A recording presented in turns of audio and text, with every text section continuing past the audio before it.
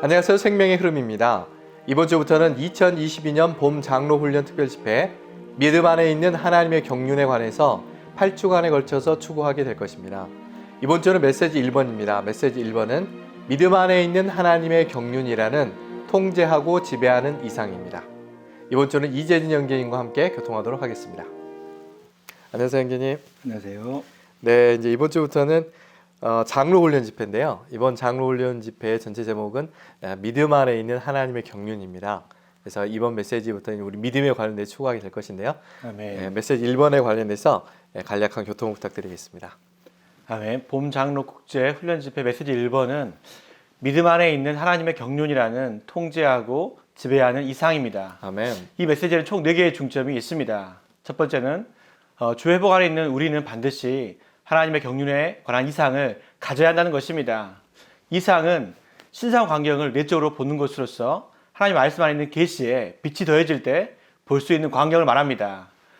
주 회복 안에 있는 우리는 반드시 하나님의 경륜의 이상을 보고 경륜의 이상에 의해 통제받고 지배받고 지시받아야 합니다. 아멘. 두 번째 중점은 우리가 보아야 할 이상인 하나님의 경륜은 무엇인가? 하나님의 경륜의 다양한 방면을 보는 것입니다. 하나님의 경륜은 하나님의 가정 행정이며 이 가정 행정은 하나님께서 그리스도 안에서 그분 자신을 그분께서 선택하시고 구속하신 사람들 안으로 분배하시는 것으로서 그분 자신을 표현하는 집, 곧 그리스도의 몸인 교회를 얻으시기 위한 것입니다. 아멘. 하나님의 가정 행정인 하나님의 경륜은 그분의 아들을 위하여 한 몸을 산출하고 조성하는 것입니다. 이 경륜의 목표는 바로 한 몸을 산출하는 것입니다. 또한 성경의 중심 주제는 하나님의 경륜이고 성경 전체가 하나님의 경륜에 관한 것입니다. 그리스도가 이 하나님의 경륜의 요소, 영역, 수단, 목표, 표적이십니다. 아멘. 그리스도는 하나님의 경륜 안에서 모든 것이십니다. 또한 하나님의 경륜은 그분 자신을 우리의 존재 안으로 분배하시어 우리 존재를 그분의 존재로 조성하게 하시는 것입니다. 또한 우리 주님의 회복은 이 하나님의 경륜을 수행하기 위해 있습니다. 아멘. 네, 형님 맞습니다. 그래서 로마서 1번과 2번에서는 하나님의 경륜에 관련돼서 말씀해 주셨다면 이어서 이제 로마서 3, 4번에서는 믿음 안에 있는 하나님의 경륜에 관련돼서 교통을 하셨는데요. 이 부분은 어떨까요? 네, 맞습니다. 첫 번째, 두 번째 중점이 이상에 대하여 또 하나님의 경륜에 대하여 밝혀주었다면 세 번째 중점은 하나님의 경륜이 믿음의 영역 안에서 시작되고 믿음의 영역 안에서 발전된다는 것을 보여주는 것입니다. 하나님의 경륜은 우리가 스스로 행함으로써 수행되는 것이 아니라 삼위 하나님의 체현이신 그리스도 안으로 믿어 들어감으로써 수행되는 것입니다. 아멘. 네 번째 중점은 믿음이 우리가 하나님의 경륜 안에서 그분을 접촉하기 위한 유일한 요구 조건이며 우리가 그분의 경륜을 수행하는 유일한 길이라는 것입니다. 갈라디아서 2장 16절은 우리가 예수 그리스도를 믿음으로 말미암아 지극하면 예수 그리스도의 믿음, 예수 그리스도 안에 있는 믿음으로 말미암아 의롭게 된다고 말합니다. 믿음은 믿는 이들인 우리가 가장 보배로우신 분이신 하나님의 아들의 인격을 감사하는 것과 깊은 관계가 있습니다. 아멘. 그리스도는 그분 자신을 우리 안으로 주입하시어 우리 안에서 믿음이 되십니다. 그리스도는 우리가 그분을 감사하는 걸 통하여 우리 안에서 우리를 믿게 하는 믿음이 되시고 또 우리의 믿는 역량이 되십니다. 아멘. 예수 그리스도 안에 있는 믿음은 믿음으로 말미암아 그분과 유기적으로 연결되는 것을 가리킵니다. 어떻게 그리스도 예수 안에 있는 믿음이 우리의 믿음이 될 수 있을 것인가? 이것은 바로 그분과 그리스도와 나와의 유기적 연결에 달려 있습니다. 아멘.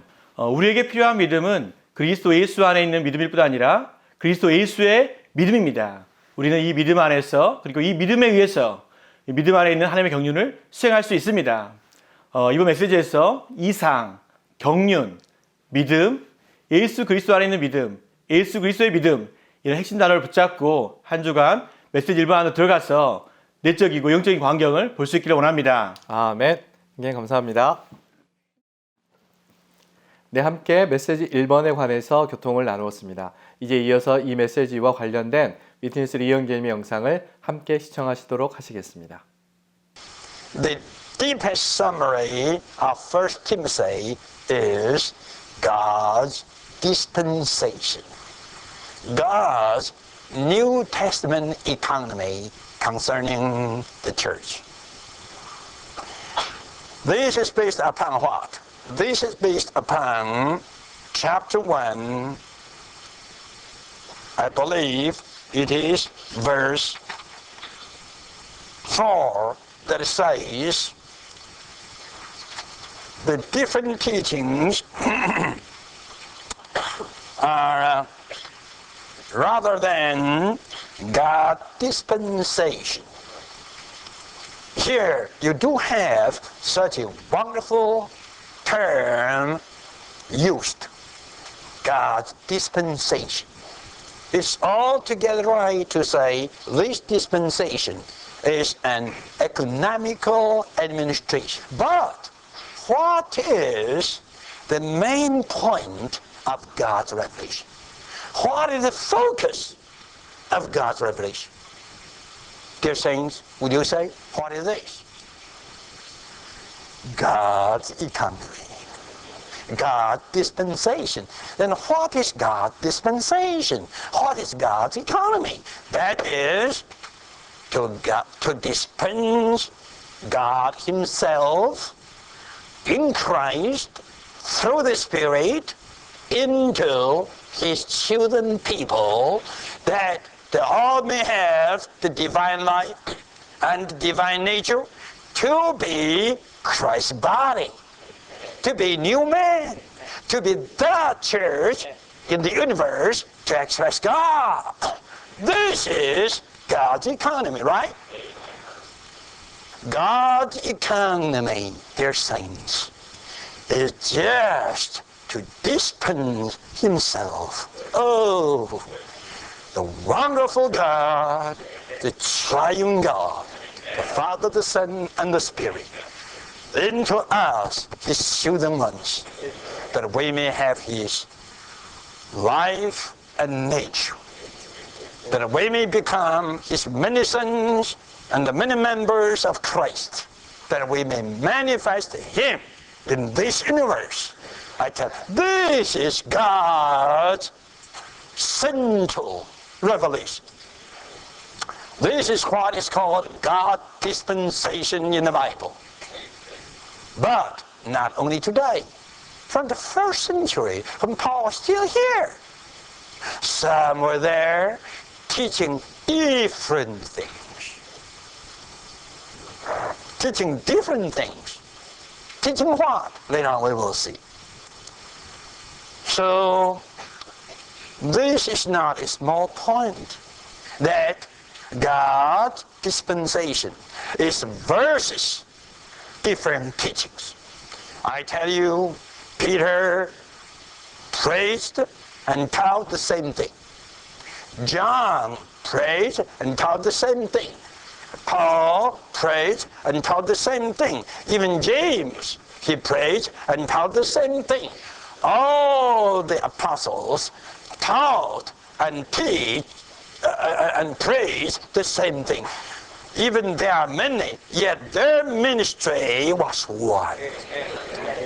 Don't think Peter taught something else, and John taught something else, and Paul taught something else. They all taught Christ and the church. Amen.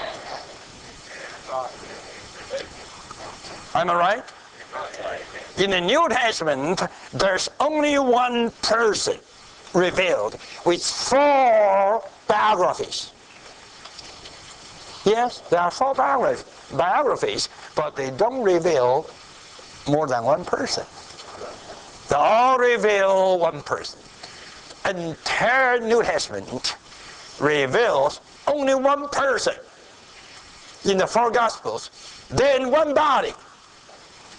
This person has a body, right? From Acts to the end of the New Testament. One person with one body. All the apostles taught the same thing, preached the same thing, so they only had one ministry. Today, because of the background so poor, so to say this, when we say we follow the ministry, they say, you just follow it and sleep. I don't mean that.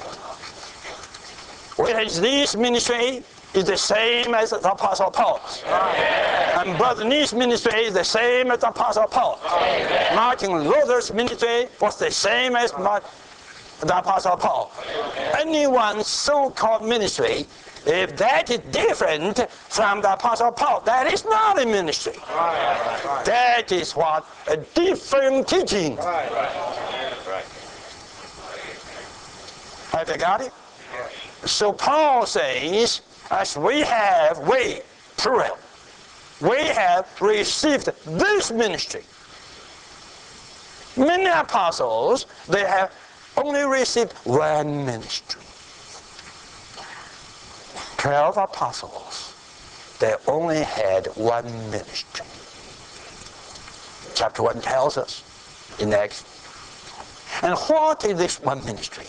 That is to minister Christ to God-chosen people, that the church may be formed. And this is God's economy. I tell you, this economy is versus all different teachings. God's economy is not head covering. It's not foot washing. It's not what to eat, what not to eat. It's not to keep what days. Seventh day, or eighth day, or what day? Forget about that. God's economy is super, above all days. It is eternal. Right? God's dispensation versus different teachings. I've been in this country over 20 years. I never taught anything else. Just God dispensation. God dispensation. What is this? Number one, this is God's household economy. Household economy. Firstly, the Bible tells us God doesn't want to have a kingdom. He must have a house. He must have a family. Then his family spontaneously will become his kingdom. If he couldn't have a family, a house, a household, he could never have the kingdom. So, God's dispensation is firstly called God's household, that means family economy. Then, two, God's household administration, a kind of family administration to dispense triune God himself in Christ into his chosen people, that he might have a house, a household, the church, the body of Christ, to express himself. I would charge you to recite such a sentence. In faith. Oh, this is a small phrase. Rather than God dispensation in faith. I don't believe anyone in this room has ever understood this phrase. I was bothered for a long time. Have you got it? God dispensation, to dispense himself into us. This matter is all together by faith. You better read the note. But tonight, I'd like to impress you more what it means by in faith. You must collect all the definitions on faith from Romans and Hebrews, and then, Galatians and so forth. Now understand what is faith. Faith is God, firstly, being the Word spoken to us. Firstly, you have God, then God being the Word spoken to us. Then, thirdly, we hear the Word, right? When we hear the Word, and the Word infuses us with something, right? And that something infused into us is just God himself. And that is the Spirit. And that is Christ. Am I right? Then what? Then this faith working in us brings in to us a kind of organic union between God and us. Then, through this organic union, all the time, all the way, God is transfused and infused into our being. Then what? Then we have the divine life and divine nature, and then we all become His sons and the members of Christ, and the body, and the new man, and hallelujah. This is God's dispensation in faith. In brief, in faith is just through the Word of God, by the Spirit of God, you got infused with God in Christ. Then something rises up within you that is called the faith. And this faith brings you an organic union between you and God.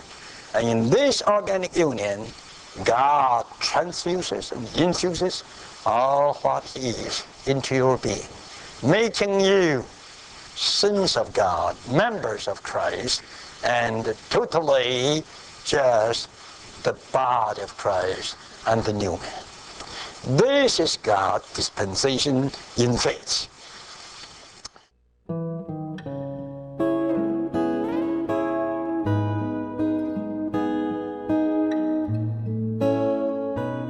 물질적인 방면은 매우 분명하며 쉽게 인식할 수 있는 반면에 영적인 방면은 전혀 보이지 않으며 깨닫기가 매우 어렵습니다.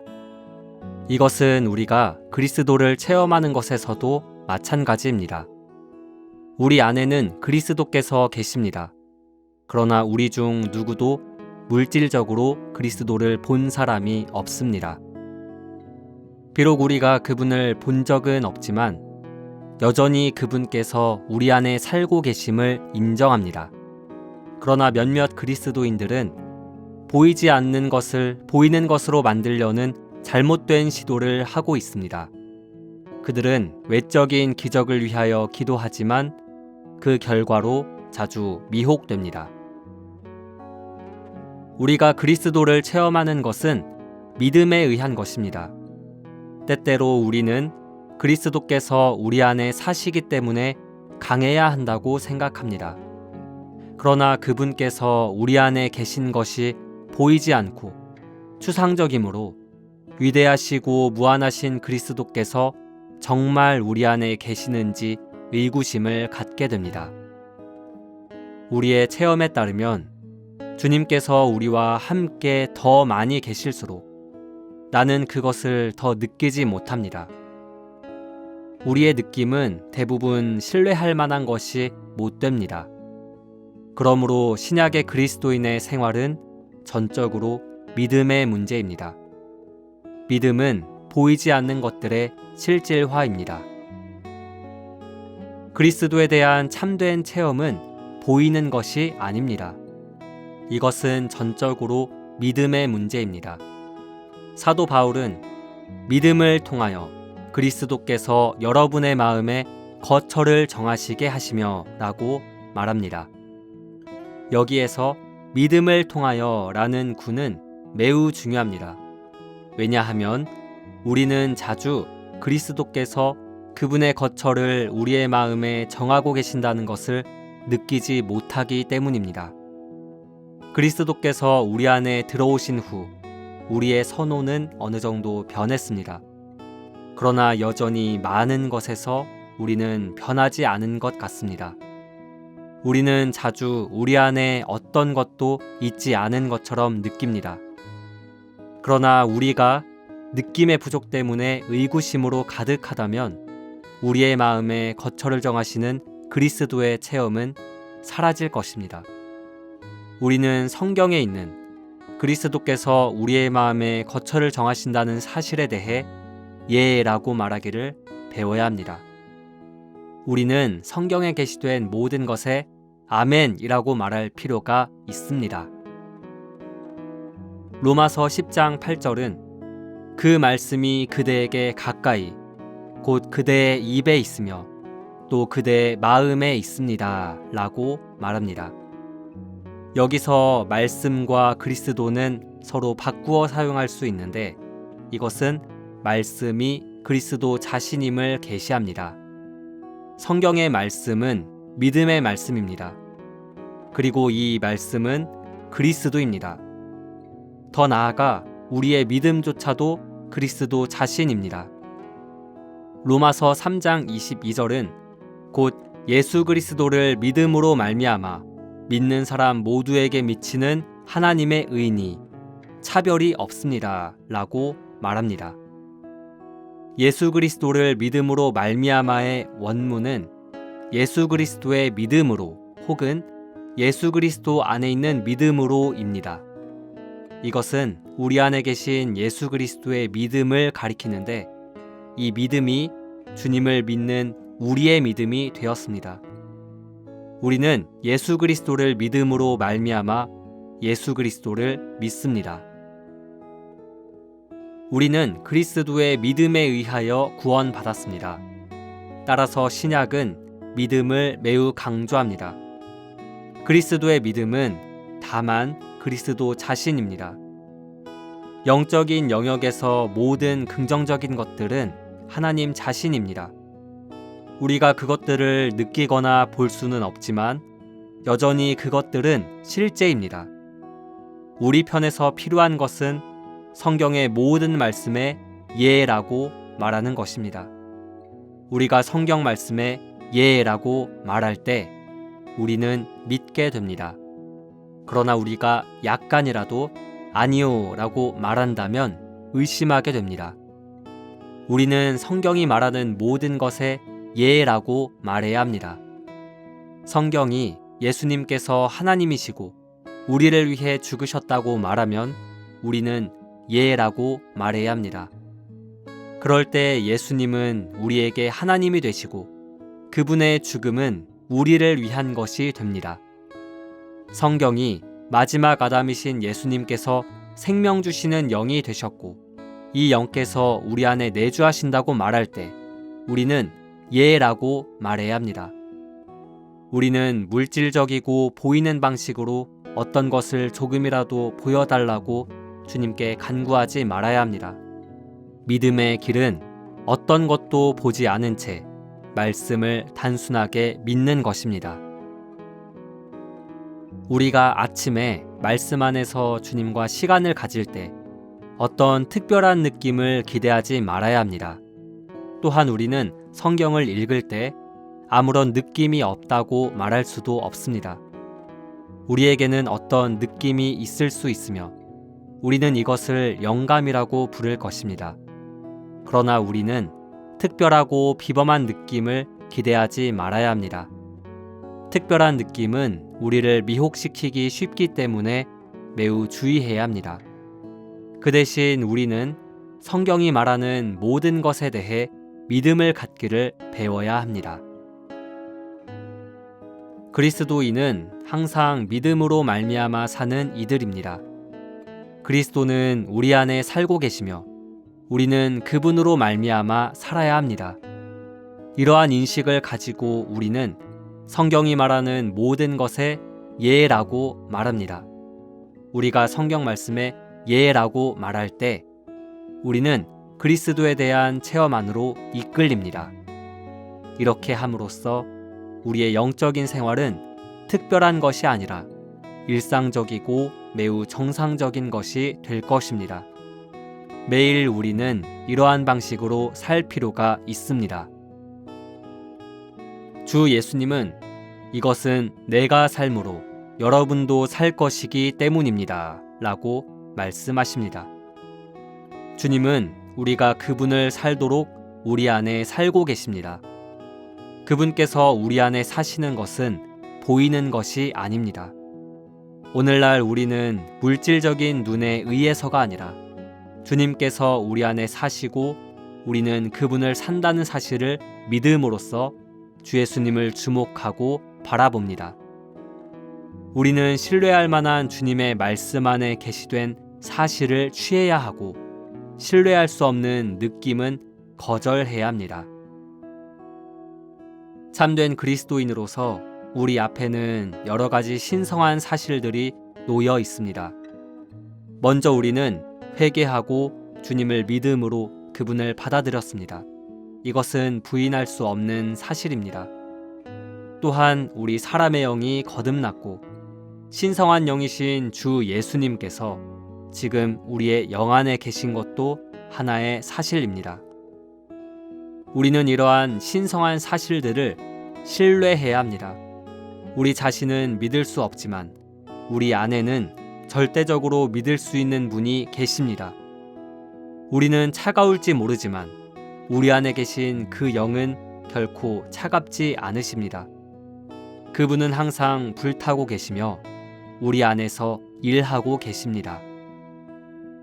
주님을 사랑하는 우리 그리스도인들은 뜨거운 반면에 주님은 차갑기 때문에 우리가 분발시켜드려야 한다고 생각해서는 안 됩니다. 주님은 우리가 분발시켜드릴 필요가 없는 분이십니다.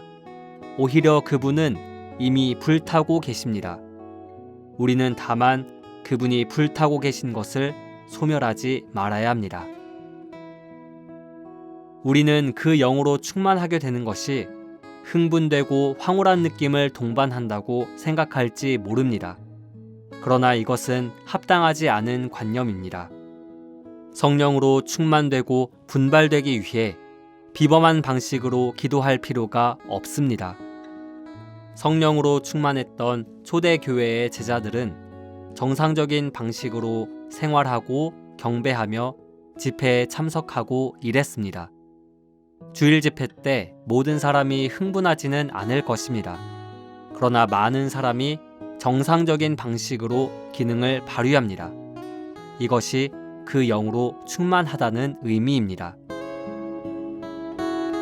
본 내용은 2022년 봄 장로들과 책임 형제들을 위한 국제훈련 미니스트리 다이제스트에서 일부를 발췌한 것입니다.